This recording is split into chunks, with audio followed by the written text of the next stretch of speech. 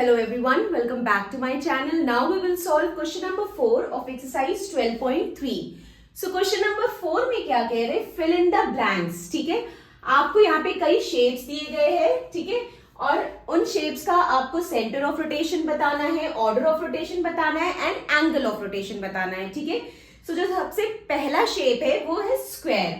अब स्क्वायर में आपको सेंटर ऑफ रोटेशन बताना है, ऑर्डर ऑफ रोटेशन बताना है एंड एंगल ऑफ रोटेशन बताना है. ठीक है, सो अगर हम स्क्वायर देखेंगे तो इसका सेंटर ऑफ रोटेशन क्या होगा. ठीक है, इसका सेंटर ऑफ रोटेशन ऑब्वियसली ये जो स्क्वायर का सेंटर है वही होगा, वही सेंटर से ही हम रोटेट करते हैं. ठीक है, तो इसको हम कैसे मेंशन कर सकते हैं? अगर हम स्क्वायर का ये डायगोनल बनाएंगे, ठीक है, एक डायगोनल ये बनाया हमने और एक डायगोनल ये बनाया, तो ये डायगोनल जहां पे मीट हो रहे हैं, ठीक है, वही इसका सेंटर ऑफ रोटेशन हो रहा है. ठीक है, ये डायगोनल जहां पे इंटरसेक्ट कर रहे हैं, ठीक है, ये डायगोनल जहां पे इंटरसेक्ट कर रहे हैं वही जो है इसका सेंटर ऑफ रोटेशन है. ठीक है, तो सेंटर ऑफ रोटेशन क्या हो गया? Intersection point of diagonal.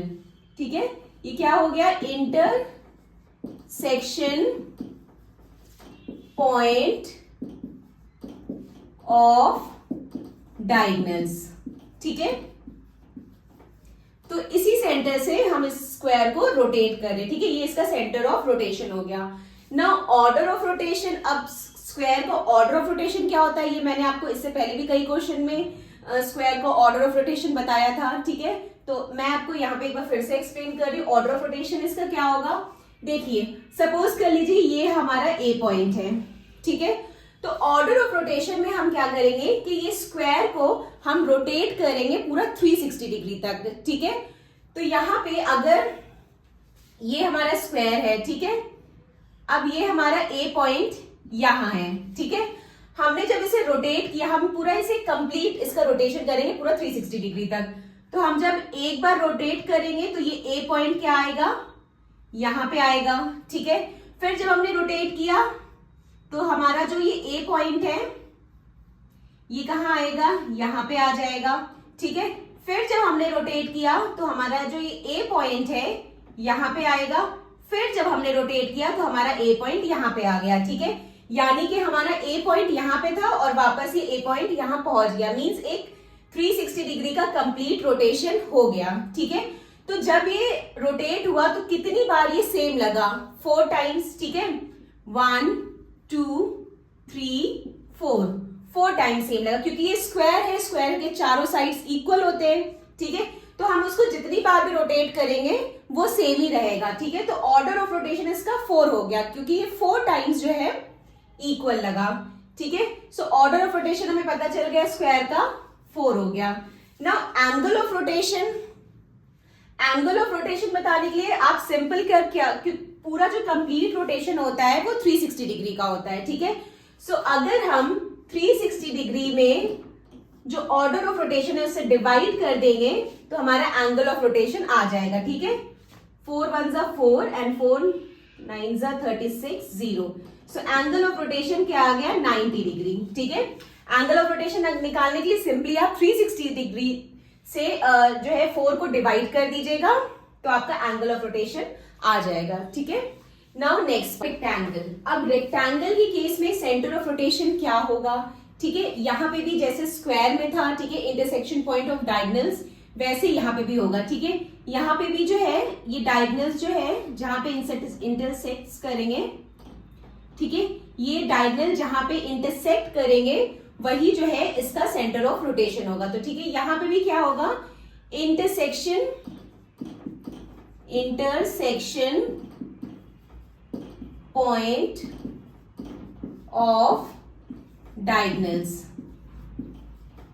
ठीक है, अब ऑर्डर ऑफ रोटेशन. अब ऑर्डर ऑफ रोटेशन इसका निकालने के लिए क्या करेंगे? हम इसको रोटेट करेंगे पूरा 360 डिग्री. ठीक है, मतलब पहले 90 डिग्री रोटेट करेंगे, फिर 180 डिग्री रोटेट करेंगे, ऐसे करके पूरा 360 डिग्री रोटेट करेंगे और हम देखेंगे कि कितनी बार वो सेम लगा. ठीक है, order of rotation means rotational symmetry पूछ रहे. ठीक है, ऑर्डर ऑफ रोटेशन सिमेट्री. ठीक है, सो यहाँ पे अगर ये जो रेक्टेंगल है, ठीक है, सपोज कर लीजिए ये पॉइंट ए है. ठीक है, ये रेक्टेंगल है, अगर हम इसे रोटेट करेंगे 90 डिग्री तो ये 90 डिग्री पे कुछ ऐसा होगा. अगर हम रोटेट करेंगे 90 डिग्री तो ये 90 डिग्री पे कुछ ऐसा होगा और जो ये ए पॉइंट है वो यहाँ पे आ जाएगा, ठीक है। फिर हम रोटेट करेंगे इसको 180 डिग्री, तो 180 डिग्री पे ये रेक्टेंगल ऐसे हो जाएगा, ठीक है। 180 डिग्री पे ये रेक्टेंगल ऐसे हो जाएगा और ये जो ए पॉइंट है वो यहाँ पे आ जाएगा, ठीक है।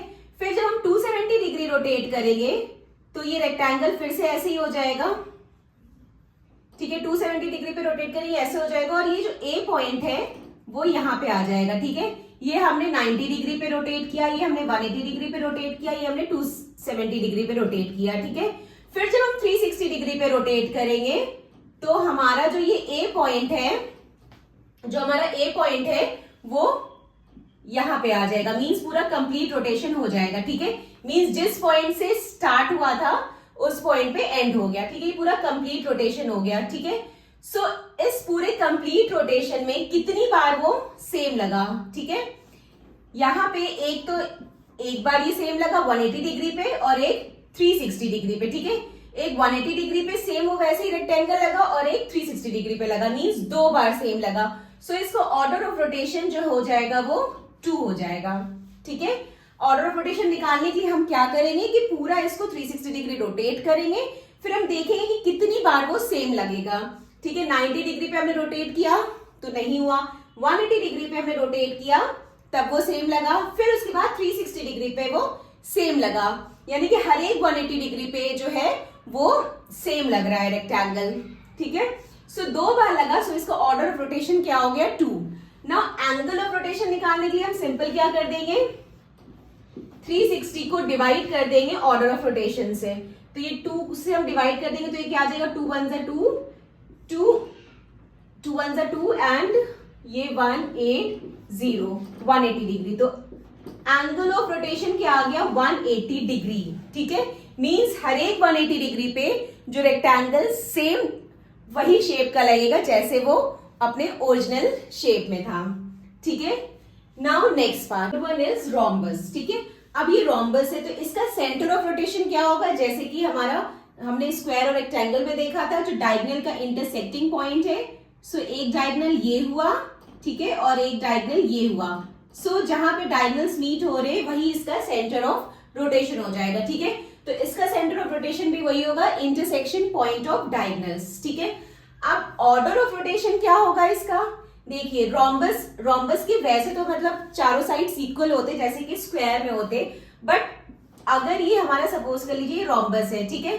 अब इस रोम्बस को अगर हम रोटेट कर रहे हैं, ठीक है, 90 डिग्री पे अगर हम रोटेट करेंगे, 90 डिग्री पे रोटेट करेंगे तो ये जो है सेम वैसे नहीं लगेगा, ठीक है।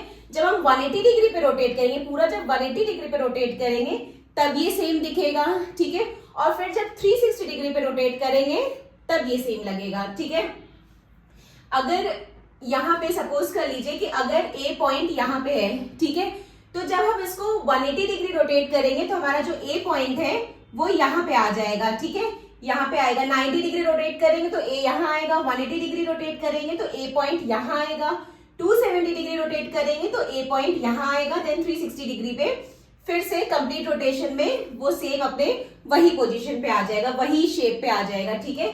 सो यहाँ पे रोम्बस के केस में 90 डिग्री पे हमें सेम वैसा नहीं मिलेगा रोम्बस।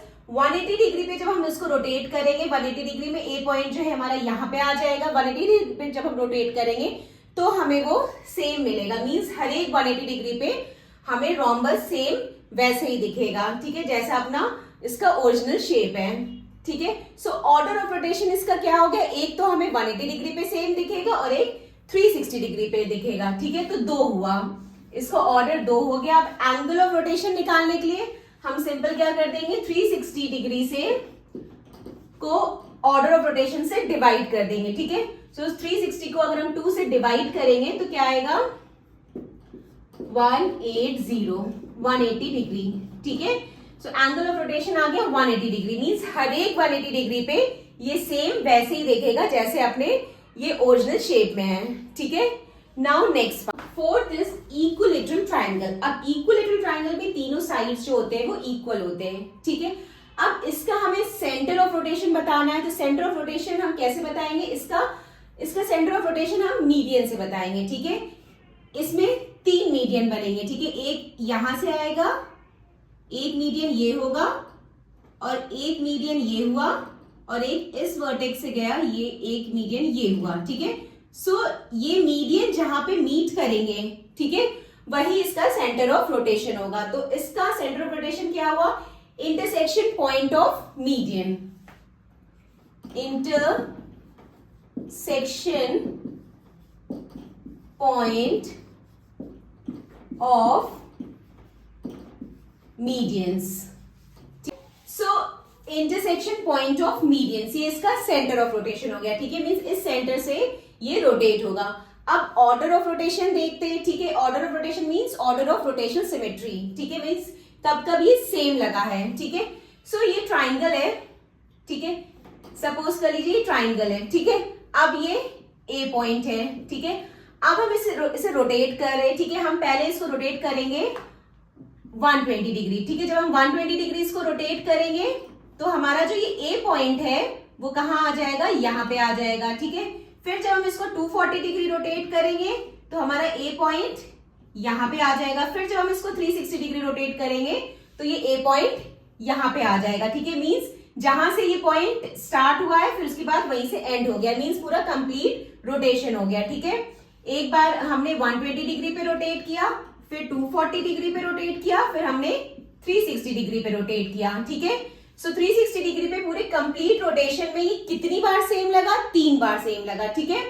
क्योंकि ये इक्विलेटरल ट्राइंगल है, इसके तीनों साइड्स इक्वल है, तो अगर हम इसको 120 डिग्री पे रोटेट कर रहे तो भी वो सेम वैसे ही दिख रहा है, 240 डिग्री पे रोटेट कर रहे तो भी वो वैसे ही दिख रहा है, फिर 360 डिग्री पे फिर वो सेम दिखा। तो कितनी बार सेम दिखा? 3 बार, ठीक है। 1 2 3। सो इसका ऑर्डर ऑफ रोटेशन क्या हो गया? 3, ठीक है। अब एंगल ऑफ रोटेशन निकालने के लिए आप सिंपल क्या कर दीजिए, 360 डिग्री से डिवाइड कर दीजिए ऑर्डर ऑफ रोटेशन को। 3 से डिवाइड करेंगे तो क्या आएगा? 3 1 जा 3, 3 1 2 0, ये क्या आ गया? 120 डिग्री, ठीक है। एंगल ऑफ रोटेशन क्या आ गया? 120 डिग्री। मींस हर एक 120 डिग्री पे ये इक्विलेटरल ट्राइंगल सेम वैसे ही दिखेगा जैसे कि अपने ओरिजिनल शेप में है, ठीक है। Now next regular hexagon. अब रेगुलर हेक्सागन में सेंटर ऑफ रोटेशन क्या होगा? ठीक है, सेंटर ऑफ रोटेशन इसमें क्या होगा? Again intersection point of diagonals, ठीक है। इसका अगर हम डायगोनल बनाएंगे, एक ये हो गया, एक ये हो गया और एक ये हो गया, ठीक है। सो जहां पे ये डायगोनल्स मीट हो रहे हैं वही हमारा सेंटर ऑफ रोटेशन होगा, ठीक है। सो इसका सेंटर ऑफ रोटेशन क्या हो गया? इंटरसेक्शन पॉइंट ऑफ डायगोनल्स, ठीक है।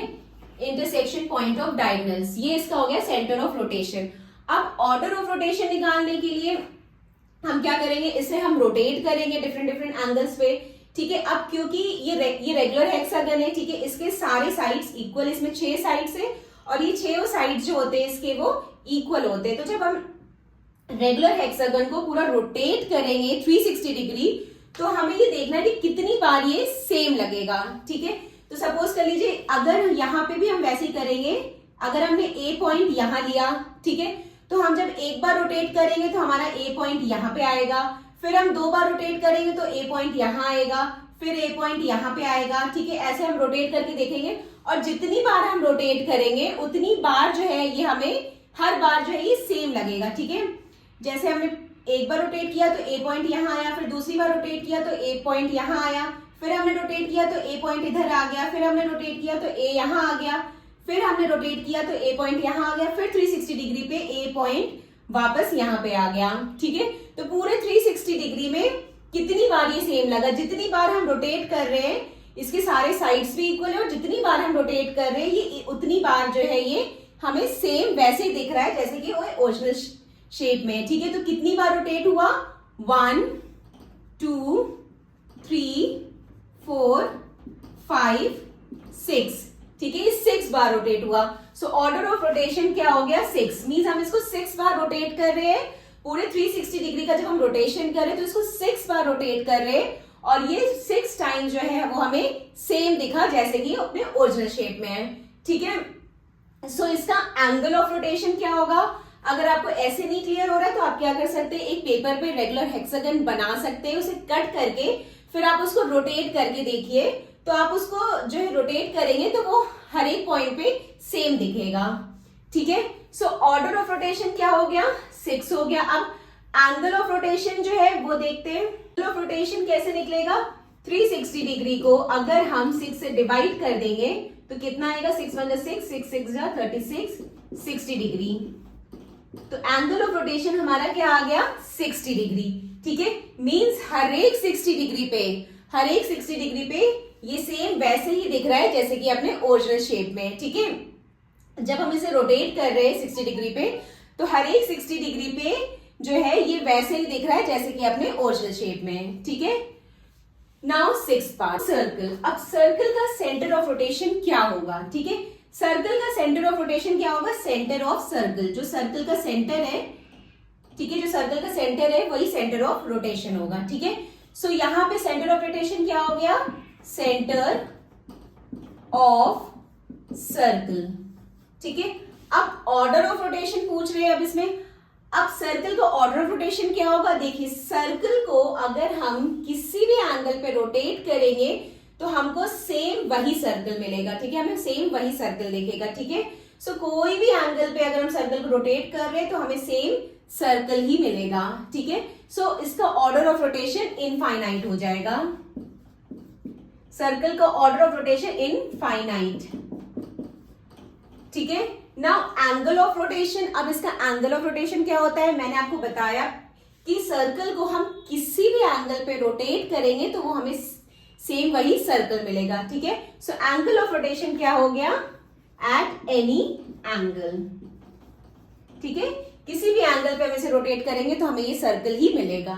Okay, now next part, now last part is semi circle. ठीक है, अब ये सेमी सर्कल है, ये सेमी सर्कल ऐसे भी हो सकता है या फिर ऐसे भी हो सकता है। ठीक है, कोई भी शेप में आप बना लीजिए। ठीक है, सो अभी मैं ये कंसिडर कर रही हूं। ठीक है, सो इसका सेंटर ऑफ रोटेशन क्या होगा, इसका सेंटर ऑफ रोटेशन क्या होगा, ये हमारा सेमी सर्कल है और ये डायमीटर है। ठीक है, सो डायमीटर का जो मिड पॉइंट है वो इसका सेंटर ऑफ रोटेशन होगा। मींस डायमीटर के मिड पॉइंट से ही जो है हम इसको रोटेट करेंगे। ठीक है, सो सेंटर ऑफ रोटेशन क्या हो गया, मिड पॉइंट ऑफ डायमीटर। ठीक है, जो डायमीटर का मिड पॉइंट है वही इसका सेंटर ऑफ रोटेशन होगा। ठीक है, सो इसका सेंटर ऑफ रोटेशन क्या आ गया, मिड पॉइंट ऑफ डायमीटर। ठीक है, डायमीटर का जो मिड पॉइंट है वो इसका सेंटर ऑफ रोटेशन आ गया।